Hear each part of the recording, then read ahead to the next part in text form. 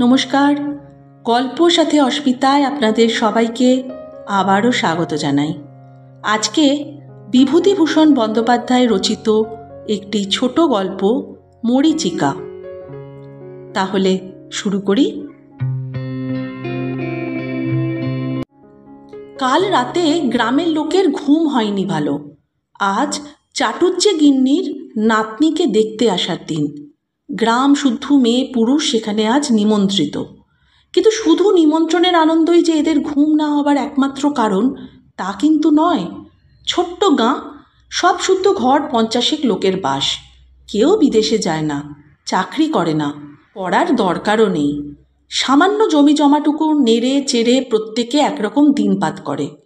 কুলবেড়ে গ্রামের বাইরে যে বড় জগৎটা আছে সে সম্বন্ধে কেউ কিছু জানেও না, আর জানার জন্যে মাথাও ঘামায় না।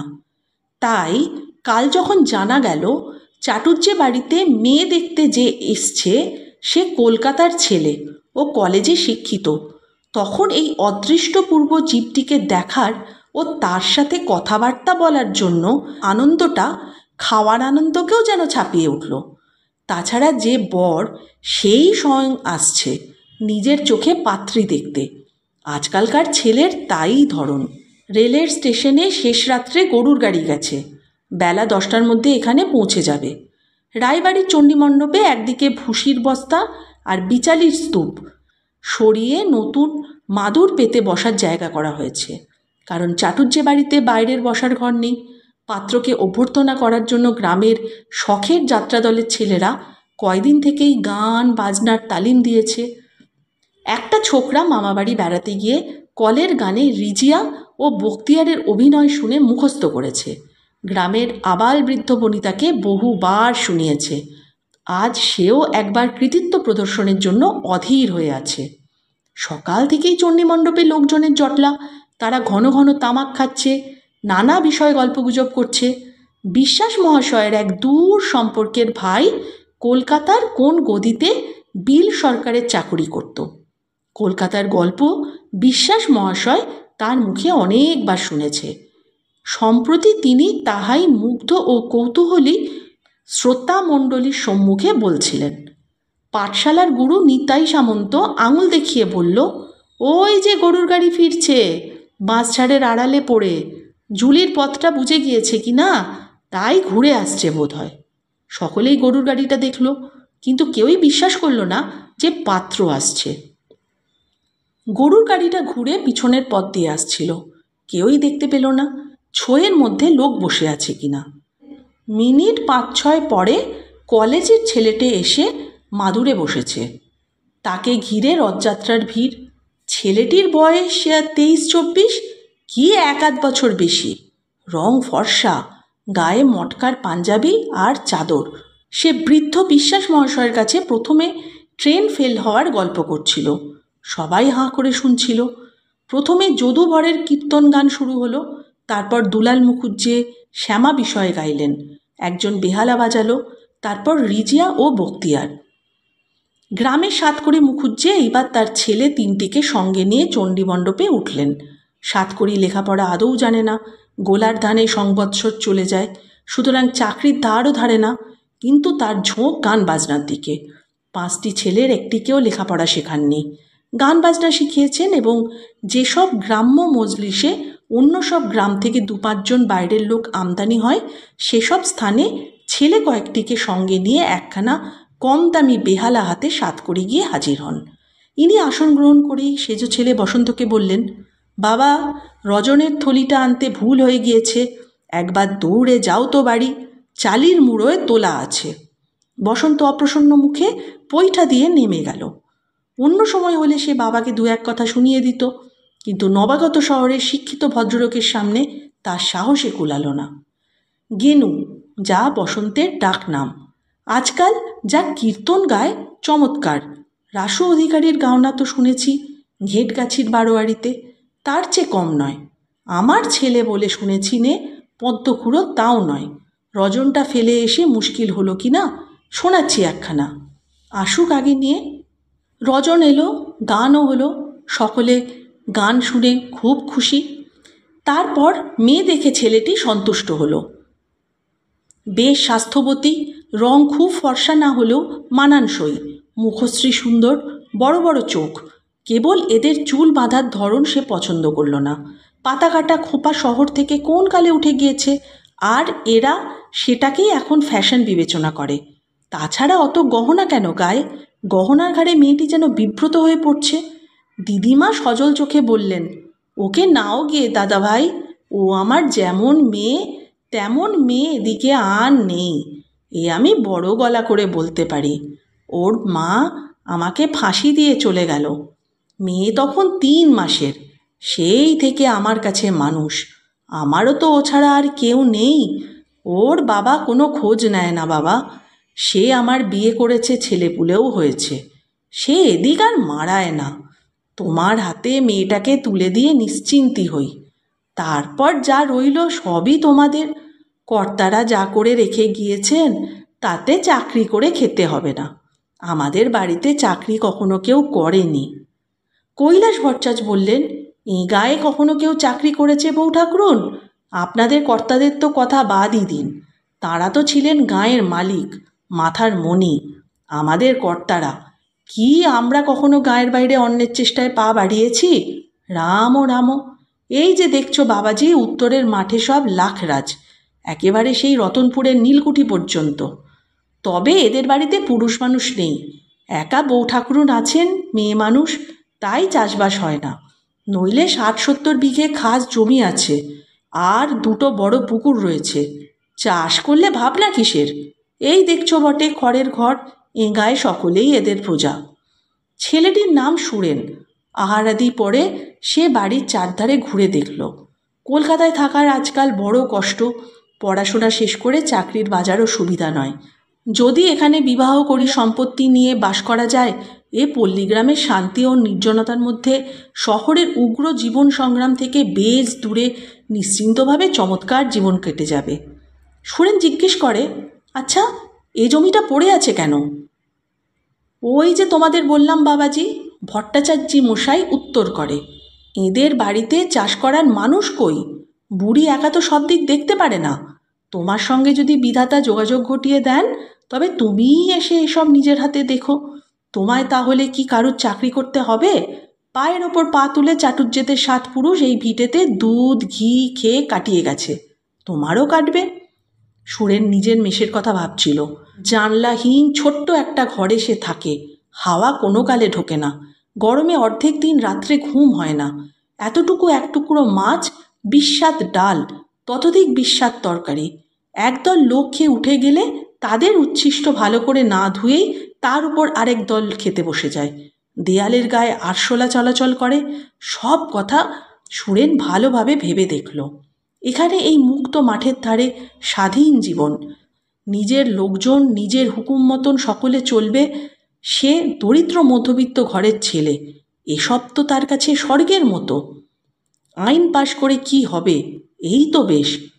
মহা উৎসাহ নিয়ে ভট্টাচার্যি মশাইকে বিষয় আশয় সংক্রান্ত আরও প্রশ্ন করতে লাগলো। কলমের বাগানগুলো কোন দিকে? প্রত্যেকটাতে কতগুলো করে গাছ? পুকুরগুলো কি মাছ ছাড়ার উপযুক্ত আছে? বেলা খুব পড়ে আসলো। কাছের বিলের ধার থেকে গরুগুলো চড়ে বাড়ি ফিরল। সন্ধে হওয়ায় তালগাছে বাবুই পাখির বাসা দুলছিল, শুকনো তালপাতার খড়র মড়র শব্দ হচ্ছে। সুরেন একা একটু বেড়াবার জন্য দক্ষিণের মাঠের রাস্তাটা ধরল। কৈলাস ভট্টাচ এবার সঙ্গে সঙ্গে আর আসতে চায় না, কিন্তু ভট্টাচ মশাই খোশ গল্প শ্রোতাকে অত সহজে ছেড়ে দিতেও রাজি নয়। তিনিও সঙ্গে সঙ্গে চললেন। শুভরত্নপুরের খড়ের মাঠটার সালিয়ানা 300 টাকা আয় ছিল বাবাজি। বাড়ুজ্জে গিন্নি তো বোঝেন না, ওকে ঠকিয়ে সেটা 12 ভূতে খাচ্ছে। তুমি দেখে শুনে খাস আদায় করবে, শিখিয়ে দিলাম তোমায়। সন্ধ্যের পরে আবার অনেকে চণ্ডীমণ্ডপে জড়ো হলো। সুরেন এবার যেন এখানকার এক সকল আনন্দ স্রোতে নিজেও ভেসে গেল। 7 কুড়ির বেহালা 2-3 বার ফরমাইশ করে শুনল, তার ছেলের কীর্তনের তারিফ করল। সুরেন মনে মনে ভাবল, ভাগ্যে সে এই মেয়েটির বাপের এক বন্ধুর কাছ থেকে এই মেয়ের সন্ধান পেয়েছিল। তিনিও তার মেশেই থাকেন, তার চিঠি নিয়েই সে এখানে এসেছে মেয়ে দেখতে। পাল্টি ঘর, দেখতে সুশ্রী, কলেজে পড়াশোনা করছে, তাই মেয়ের বাড়িরও আপত্তি হবার কথা নয়। কিন্তু একটা গোলমাল আছে। সে কথা এখনো পর্যন্ত সে কাউকে বলেনি, কারণ কেউ তাকে জিজ্ঞাসা করেনি। সে অতি দরিদ্র, তার নিজেদের ঘরবাড়ি পর্যন্ত নেই। তার বাবা চিরকাল শ্বশুরালয়ে বাস করেছে, সেকালের ঘর জামাই। এদের কথাবার্তায় সে বুঝেছে যে শিক্ষিত ও শহুরে পাত্রের হাতে মেয়ে দিলে মেয়ে শহর বাজারে বাসায় থাকবে, গাড়ি ঘোড়া চড়বে, গয়নাগাটি পরবে। এটা মেয়ের দিদিমার একটা স্বাদ, এবং সম্ভবত মেয়েরও। কিন্তু তার দ্বারা কোনো স্বাদই যে পূর্ণ হবার নয়, সে কথা খুলে বলা হয়নি। সে বন্ধুবান্ধবদের কাছ থেকে কাপড়, জামা, চশমা ধার করে এনে পরে মেয়ে দেখতে এসছে। তাকে দেখতে সুশ্রী, কিন্তু তার তো আর কোনো অর্থবল নেই। তার পিতামাতা ও ভাই বোনের সে বাড়িতে স্থান যে বাড়ির চাকর বাকরের চেয়েও নিচু। তা কি এরা বুঝতে পারবে? বিশেষত এই ধরনের সরল প্রকৃতির লোক এরা। নানা দিক ভেবে সে এখানে এসেছিল। মেসের ভদ্রলোকটির মুখে সে সবই শুনেছে। মেয়ে জামাই এই সম্পত্তির উত্তরাধিকারী দাঁড়াবে, সত্য বটে। সে এখন নয়, বৃদ্ধার মৃত্যুর পরে। যদিও তবু সারা জীবনের অন্য সমস্যার মীমাংসা বিবাহের সঙ্গে সঙ্গেই হয়ে যাবে। কিন্তু সে যদি অবস্থা গোপন করে বিষয়ের লোভে এখানে বিয়ে করে, যদি সে কাউকে কিছু না ভাঙে, হয়তো এরা কোনো অনুসন্ধান করবে না তার বিষয়, হয়তো বিবাহ হয়ে যাবে, কিন্তু সে কাজের পরিণাম ভালো নয়। এরপর স্ত্রী পর্যন্ত তাকে অশ্রদ্ধা করবে। রাত্রে সুন্দর জ্যোৎস্না উঠল। নবীন পল্লী প্রকৃতি একটি রহস্যাবৃত সৌন্দর্যের কুয়াশায় নিজেকে আবৃত করেছে। সারা রাত সে ঘুমোতে পারল না। অত্যন্ত সহজে এ বাড়ি, এ গ্রামের মাঠ, বন তার আপনার হতে পারে। কি করবে সে? পরদিন সকালে উঠে সে যাত্রার জন্য প্রস্তুত হলো। কিন্তু সেদিন সকালে কৈলাস ভট্টাচ তাকে নিজের বাড়িতে যেতে বলল। সুরেনের আপত্তি তিনি শুনলেন না। বললেন, বাবাজি, ভারী তো খাওয়াবো, দুটো মাছের ঝোল আর ভাত। তার জন্যে কি তোমার ট্রেন ফেল করাবো? সব সকাল সকাল হয়ে যাবে। গাড়ি ধরিয়ে দেওয়ার ভার আমার। তুমি এখন থেকে আমার জন হতে চললে। দুটো না খাইয়ে কি ছাড়তে পারি? খাওয়ার আয়োজন সকাল সকাল হলো। দুধ, মাছ, দই সব চাটুজ্জে বাড়ি থেকে পাঠিয়ে দিয়েছে। তাদেরই পুকুরে শেষ রাত্রের মাছের জন্য জাল ফেলা হয়েছিল। দিন শেষে সুরেন ট্রেন চেপে ফিরে এলো কলকাতায়। একদিন করে সপ্তাহখানেক কেটে গেল। সুরেনের কোনো পত্র বা সংবাদ কিছুই আর আসলো না। চাটুজ্জে গিন্নি অত্যন্ত ব্যস্ত হয়ে উঠলেন। ক্রমে দিন 12 কাটল, কোনো খবর নাই। চাটুজ্জে গিন্নি সুরেনের ঠিকানায় কৈলাস ভট্টাচকে দিয়ে রেজিস্ট্রি পত্র পাঠালেন।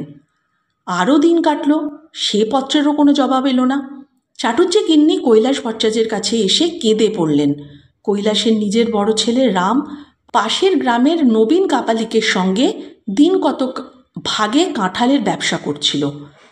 বারদিনে কাঁঠালের চালান নিয়ে কলকাতায় গিয়েছিল। সুতরাং তাকেই সুরেনের বাসার ঠিকানা দিয়ে কলকাতা পাঠানো হলো। 3 দিন পর রাম ফিরল। কলকাতার মেসের সেই বাবুটি একখানা পত্র দিয়েছেন, সেখানা সে বাবার হাতে দিয়ে চুপ করে রইল। কৈলাস পত্রখানা খুলে পড়লেন।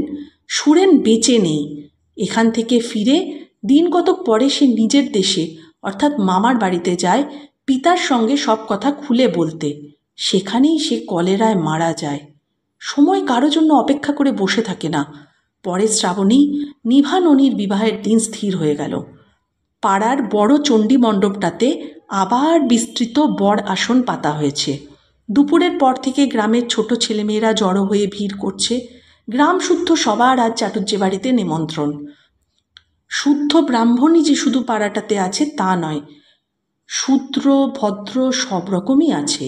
কৈলাস ভট্টাচ ব্যস্ত আছেন, কারণ চাটুজ্জেদের পুকুরে সব ছোট মাছ বলে মহিমপুরের নিকারীদের মাছের বায়না দেওয়া হয়েছে। মাছ আসছে সেখান থেকে। বিকেলে বরের দল আসলো।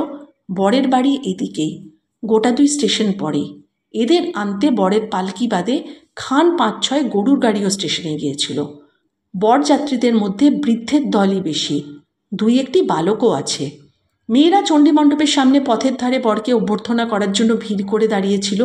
মেটে হাঁড়ির ভেতর দৃষ্টি প্রদীপ নিয়ে কৈলাস ভট্টাচার্যের স্ত্রী অপেক্ষা করছিলেন, চাটুজ্জে গিন্নি একটু পিছনে দাঁড়িয়ে। বরের পালকি পাঁকুড় তলায় নামল। বর পালকি থেকে বেরিয়ে এলো। বরকে এ পর্যন্ত এখানকার কেউ দেখেনি। বরের জ্যাঠামশাই এসে সব ঠিকঠাক করে গিয়েছিল। বয়স 40-এর কাছাকাছি হবে। দোজপক্ষে বিবাহ করছে এবং খুব ফর্সা না হলেও কালো নয়, বেশ স্বাস্থ্য, মাথার সামনের দিকে একটা ছোট টাক। চাটুজ্জে গিন্নি অনেকক্ষণ এক দৃষ্টে পালকির দিকে চেয়ে রইলেন। ঝি বউরা উলু দিয়ে কলরব করে উঠল। তার যেন চমক ভাঙল।